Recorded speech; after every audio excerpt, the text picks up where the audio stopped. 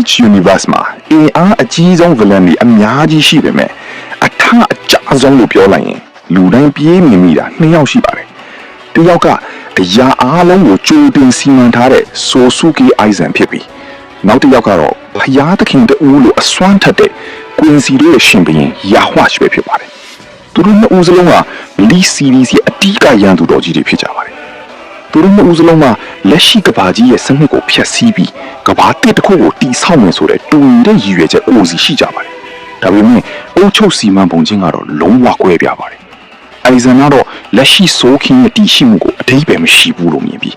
မိမိကိုယ်တိုင်ငါဖျားတစ်ပါးလို့ဖြစ်လာတာလောကတစ်ကိုဉာဏ်ပညာနဲ့အုပ်ချုပ်ချင်တာပါ။ယာဟွာ့ကတော့တည်ခြင်းနဲ့ရှင်ခြင်းမရှိတဲ့မူလကဘာကိုပြန်လဲတည်ဆောက်ပြီးအရာအားလုံးကိုသူ့ရဲ့ထိန်းချုပ်မှုအောက်မှာထားရှိချင်တာပဲဖြစ်ပါတယ်။နောက်ထပ်တူညီတဲ့အချက်တစ်ခုကတော့သူတို့နှစ်ဦးစလုံးကကိုယ့်ရဲ့လက်အောက်ခံနေသားတွေကိုမိမိရည်မှန်းချက်အောင်မြင်ဖို့အတွက်လိုတုံးပစ္စည်းတွေလိုပဲသဘောထားပြီးရစ်ရက်ဆက်ဆက်ချာနေအသုံးချတတ်တာပဲဖြစ်ပါတယ်။အိုင်ဇန်ကဟီနာမိုရီနဲ့သူ့ရဲ့အစပါဒါတွေကိုစိတ်ကြိုက်ကစားခဲ့ပြီးသူမလိုအပ်တော့မှအားလုံးကိုအပြောက်ဖြောက်တယ်လို့ပဲ။ယာဟွာ့ကလည်းသူ့ကိုယ်သူစွမ်းအားတိုးလာအောင်သူ့ရဲ့ကွင်းစီတွေကိုအောက်ရွှေလန်းစွမ်းအားနဲ့လိုအပ်တယ်လို့စုပ်ယူတတ်ပြပါတယ်။ဒါပေမဲ့သူတို့နှစ်ဦးကြားမှာတင်တာထင်ရှားတဲ့မတူညီတဲ့အချက်တွေရှိပါတယ်။အိုင်ဇန်ဟာ IQ မြင့်မားပြီး strategy ပိုကောင်းတဲ့အပြင်အမြဲတမ်းစမတ်ဖြစ်နေတဲ့ villain မျိုးပါ။အရာအားလုံးကိုရာစုနှစ်ကြီးကြိုတင်တွက်ချက်ထားတဲ့သူလည်းဖြစ်ပါတယ်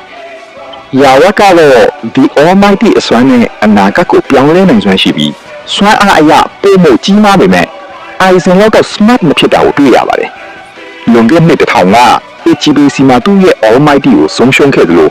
ယာမာမိုတိုကိုလည်းအရင်မြင်ခဲ့ပါတယ်။နိုင်ရှင်ကြည့်ရင်သူတို့နှစ်ဦးလုံးကယာမာမိုတိုကိုရင်ဆိုင်ခဲ့ပေမဲ့အနံယူပုံကကွဲပြားပါတယ်။အိုင်ဇန်က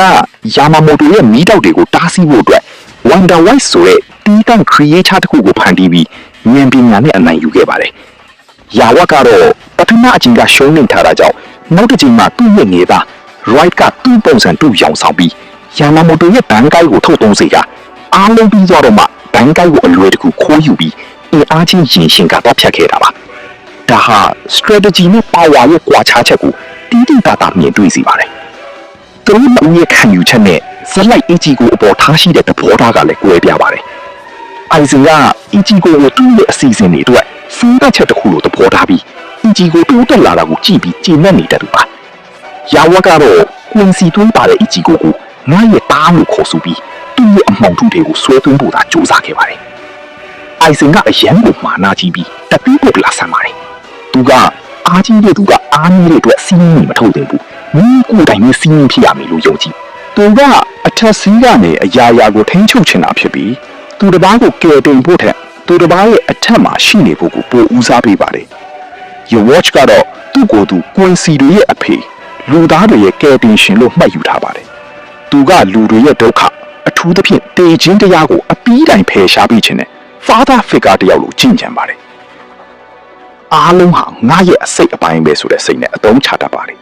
။လူသားတွေဟာတေခြင်းတရားကိုရင်ဆိုင်ရမှာသာမျော်လင့်ချက်ဆိုတာရှိလာမှာဖြစ်ပြီးအခက်ခဲတွေကိုကြော်ဖြတ်ဖို့ကြိုးစားတဲ့ courage တတိဆိုတာပေါ်ပေါက်လာမယ်လို့သူကယုံကြည်ပါတယ်။ Your Watch ကတော့တေခြင်းတရားကိုအစိုးဆုံးဒုက္ခတစ်ခုဖြစ်မြင်ပြီးအဲ့ဒါကိုအမြင့်ပြတ်ဖြတ်စီပစ်ချင်တာပါ။အတူချုပ်ပြောရရင်အိုင်ဇန်ကကဘာကြီးကိုသူ့အမြင်အရပိုကောင်းတဲ့စနစ်အသစ်တစ်ခုနဲ့အုပ်ချုပ်ချင်တာဖြစ်ပြီး Your Watch ကတော့ကဘာကြီးရဲ့သဘာဝတရားကိုအခြေခံကစပြီးပြောင်းလဲပစ်ချင်တာဖြစ်ပါတယ်။ Your Watch ကအင်အားတုံးပြီးအနိုင်ယူတတ်ပေမဲ့အိုင်ဇန်ကတော့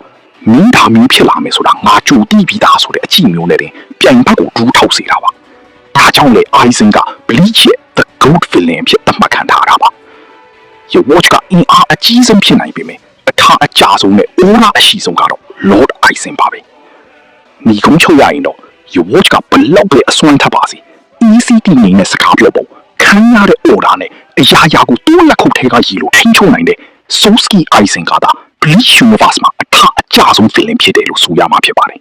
။အဆုံးထိကြည့်ရှုပေးခဲ့တဲ့အတွက်ကျေးဇူးအထူးတင်ရှိပါတယ်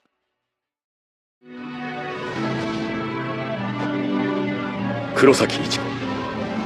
君の今までの戦いは全て私の手の上だ